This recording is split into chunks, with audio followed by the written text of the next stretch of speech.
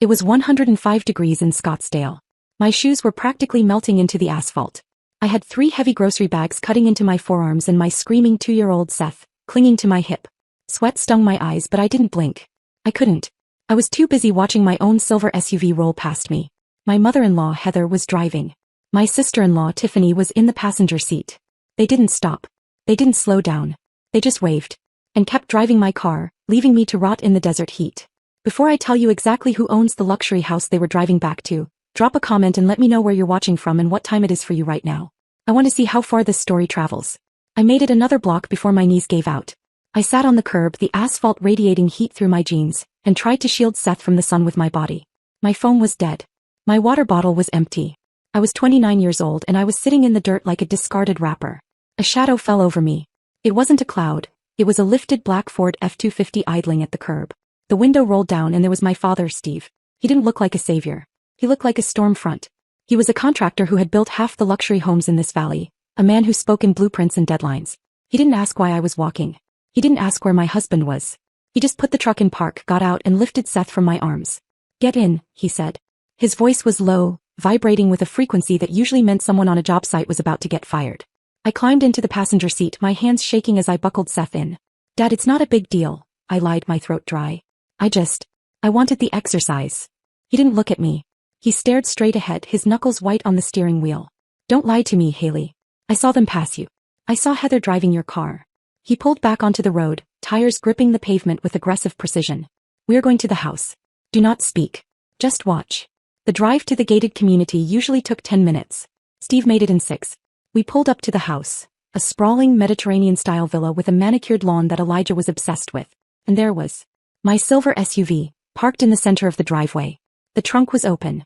Heather and Tiffany were unloading shopping bags, laughing as they pulled out garment bags and shoe boxes. Dad didn't park on the street. He pulled the truck directly across the bottom of the driveway, blocking them in. He cut the engine. The silence that followed was heavy, like the air before a lightning strike. We got out. Heather looked up, shielding her eyes from the sun. She didn't look guilty, she looked annoyed. "Steve," she called out, smoothing her silk blouse. "You're blocking the driveway. Tiffany has to leave in an hour for a showing." "She's not going anywhere," Dad said, walking up the driveway. "Give me the keys." Heather let out a sharp, incredulous laugh. "Excuse me? We are borrowing it. Haley doesn't need a luxury SUV to drive to the park and change diapers. Tiffany is a realtor. She is building a future. Image matters." That was it. The logic that had ruled my life for 3 years. My existence was functional. Tiffany's was aspirational. Therefore she deserved my things. The front door opened and Elijah stepped out. He was wearing his work-from-home polo shirt, looking irritated by the noise. He saw me, red-faced and dusty, standing next to my father. He didn't ask if I was okay. He didn't rush to take his son. He looked at the truck blocking the driveway and frowned. "Steve, seriously?" Elijah hissed, stepping closer. "Keep your voice down. The HOA has strict rules about noise and commercial vehicles. You're going to get us fined." He was worried about a $50 fine. I was worried about heat stroke. Dad didn't even look at Elijah. He kept his eyes on Heather. He held out a hand, palm up. "The keys. Or I take them." Heather scoffed, clutching her purse. "You're being hysterical. We're family. We share." Dad stepped into her personal space. He was 6'2" of concrete and rebar. "I am not asking again." Heather froze. The smile dropped. She dug into her purse, pulled out the fob and slapped it into his hand. "Fine. Take it. God, you're so aggressive. No wonder Haley is so high-strung." Dad tossed the keys to me. "Get in your car, Haley. We're leaving." "You can't just take her," Elijah shouted, finally finding his spine now that his mother was upset. "She has responsibilities here. Dinner isn't even started." Dad stopped. He turned to look at Elijah, analyzing him like a load-bearing wall that was about to buckle. "You better figure out how to use a stove, Elijah. Because she's done cooking for you." I buckled Seth into my SUV. The leather was cool, the air conditioning was instant. I watched in the rearview mirror as Dad got back into his truck. Elijah was still standing in the driveway, arguing with the air, while Heather comforted Tiffany, who was pouting about her lost ride. They looked so small in the mirror. So petty. I put the car in reverse. I didn't know it yet, but I would never sleep in that house again. We drove to Dad's office in silence. The only sound was the hum of the air conditioning and Seth's soft breathing from the back seat. When we walked into the conference room, the quiet felt heavy, like the pressure drop before a tornado touches down. Dad poured me a glass of water. His hands were steady, but his eyes were dark. "Talk to me, Haley. Since when does Heather drive your car while you walk? Since when does Elijah let his mother treat you like hired help? I stared at the water, watching the condensation drip onto the mahogany table. Since always, I whispered. But it got worse when he started paying the rent. Dad frowned. Rent. Elijah told me he was buying that place. He tells everyone that, I said, a bitter laugh escaping my throat. But he tells me he pays $3,500 a month to a property management firm called Blue Horizon Holdings. He holds it over my head every single day. He says he provides the roof so he makes the rules. He says since I'm just a freelancer and a mom, my contribution is maintenance. Keeping his mother happy. Giving up my car.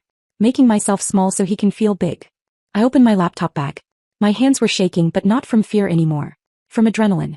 Elijah loves being the provider, I continued, booting up the computer. He loves signing that check. It makes him feel powerful. It makes him feel like he owns me.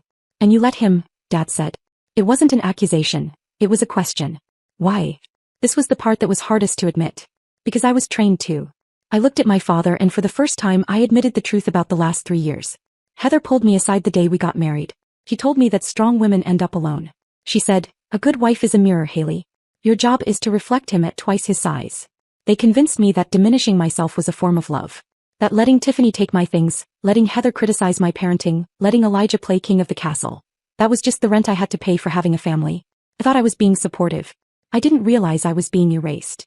Dad looked like he wanted to punch a wall, but he stayed seated. So he pays this Blue Horizon company. Who are they? Some investment group. I turned the laptop around so he could see the screen. I had logged into the administrator portal for Blue Horizon Holdings. Read the owner's name, Dad. He leaned in. He squinted at the screen. Then he froze. He looked at me, then back at the screen, then at me again. You, he breathed. It's you.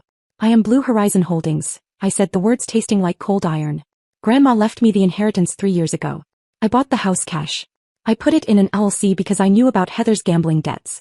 I knew if she found out I had money, she'd guilt Elijah into draining me dry. So I hid it. I made myself the landlord. Does he know? No. He thinks he's paying a faceless corporation. Every month he writes a check for $3,500. He throws it on the counter and tells me to make sure it gets mailed. And every month I deposit it into a high-yield savings account for Seth. Dad sat back, a slow, terrifying grin spreading across his face. You own the house. You own the roof they're sleeping under. I do. And they just kicked you out of it. They did. I looked at the ledger on the screen. 3 years of payments. 3 years of Elijah puffing his chest out, bragging about providing for his family, while unknowingly paying rent to the wife he treated like a servant. He thinks he has the power because he writes the check, I said, closing the laptop. He forgot to check who cashes it.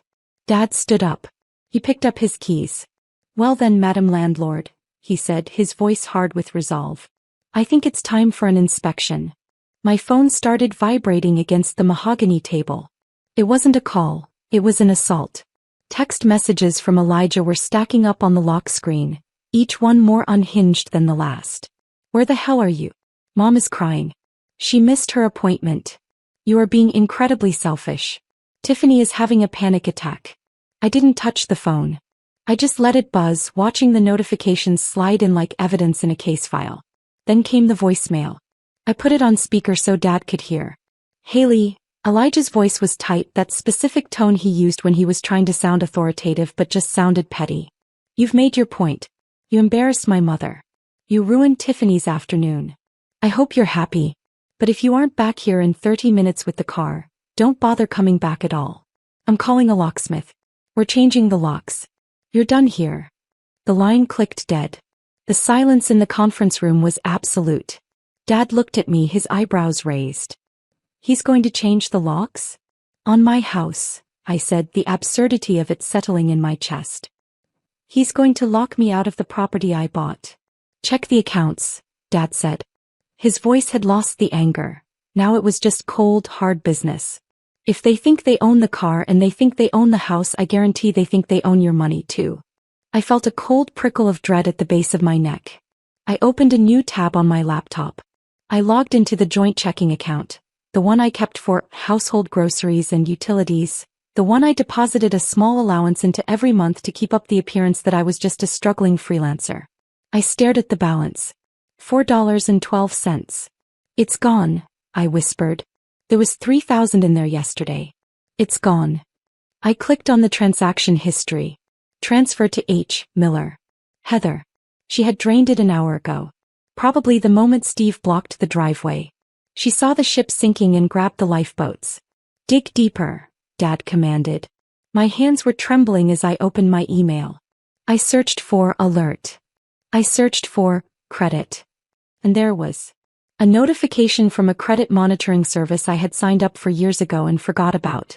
It was dated 3 days ago. New account opened. Platinum Visa signature. Credit limit, $75,000. Current balance, $65,400. I clicked the link. I verified my identity with shaking fingers. The screen loaded and the room seemed to tilt. Dad, I choked out. He came around the table to look at the screen. The card had been opened in my name. My social security number. My credit history. But the billing address was listed as Tiffany Miller. And the transaction history, it was a single charge. Bella Sposa Bridal Salon, $65,400. Tiffany's wedding dress, I said, my voice sounding hollow like it was coming from someone else. And the venue deposit. They put it on my credit. They stole your identity, Dad corrected. He pointed at the screen, his finger hovering over the transaction. Heather didn't just borrow your car, Haley. She used your social security number to fund her daughter's wedding. That isn't a family dispute. That is a felony. I stared at the numbers. $65,000. They had looked at me, the woman scrubbing their floors, cooking their meals, walking in the heat, and decided I was nothing more than a resource to be harvested. They didn't just want to erase me, they wanted to consume me. The tears dried up instantly. The fear evaporated. In its place, something cold and sharp clicked into place. It was the feeling of a steel trap snapping shut. They want to change the locks? I said, looking up at my father. That's what he said. I reached for my phone. I didn't call Elijah. I didn't text him back. Let's go, I said, standing up. I need to stop by the police station first. I wiped my face with the back of my hand. The tears were gone. They had evaporated in the heat of that police station, replaced by something colder and much more useful. Dad, I said, my voice steady. Call the locksmith. Tell him we need a full rekey at 804 Pinnacle Drive. Tonight. Dad didn't ask questions. He just pulled out his phone. I opened my laptop again. I didn't log into my personal email or my social media. I logged into the secure server for Blue Horizon Holdings. I pulled up the lease agreement Elijah had signed 3 years ago, the one he had puffed his chest out while signing, bragging about how he negotiated the terms. I scrolled past the pet deposits and the HOA addendums until I found it. Section 24, Paragraph B. Immediate termination of tenancy. The landlord reserves the right to terminate this agreement effective immediately if the tenant or any guest of the tenant engages in criminal activity on the premises or utilizes the premises to facilitate a felony. Identity theft. Credit card fraud. Grand theft auto. They hadn't just broken my heart, they had broken the lease. I opened a new document. I typed the header. Notice of immediate lease termination. I filled in the details. I cited the police report number I had just filed for the credit card fraud. I didn't sign it, Haley. I signed it, H. Bennett, Property Manager, Blue Horizon Holdings. I hit print. The sound of the printer whirring to life was the most satisfying thing I had heard in years. Ready? Dad asked, hanging up. Ready. We drove back to the house, my house. The lights were on. Through the front window, Heather sat on my sofa with a glass of wine. Tiffany laughed at her phone, and Elijah paced like he owned the place. They had threatened to lock me out. Now they were drinking in the living room I paid for. Dad shut off the engine and handed me the folder. Want me to knock? No. I pulled the master key from my pocket. Landlords don't knock when there's a crime in progress. I unlocked the door and walked in without hesitation. The room froze. Heather dropped her glass. Red wine spilled across the white rug. What the hell? Elijah shouted. How did you get in? I said nothing. I set the eviction notice on the table. You're being evicted. Effective immediately. He laughed until he read the signature. I am Blue Horizon Holdings, I said, placing the deed beside it. I bought this house 3 years ago. Every rent check you paid came to me. The color drained from his face. Heather tried to protest until I laid out the police report. You stole my identity. $65,000. The police are on their way. She panicked, smashed a vase, tore her blouse, scratched her arm and called 911, screaming that I was attacking her. Dad calmly pointed to the blinking blue light in the corner. Cameras. Audio and video. You're live. When the police arrived, they watched the footage. 5 minutes later, Heather was in handcuffs. Afterward, I had Elijah removed for trespassing. The locks were changed. The house went quiet, not tense, just peaceful. Later, Elijah texted asking to come home and discuss rent. I replied once. Your lease has been terminated due to criminal activity. Contact my attorney. Then I blocked him. I stood by the window, my son asleep down the hall, the deed secured, my future intact. I didn't lose a husband. I lost a parasite.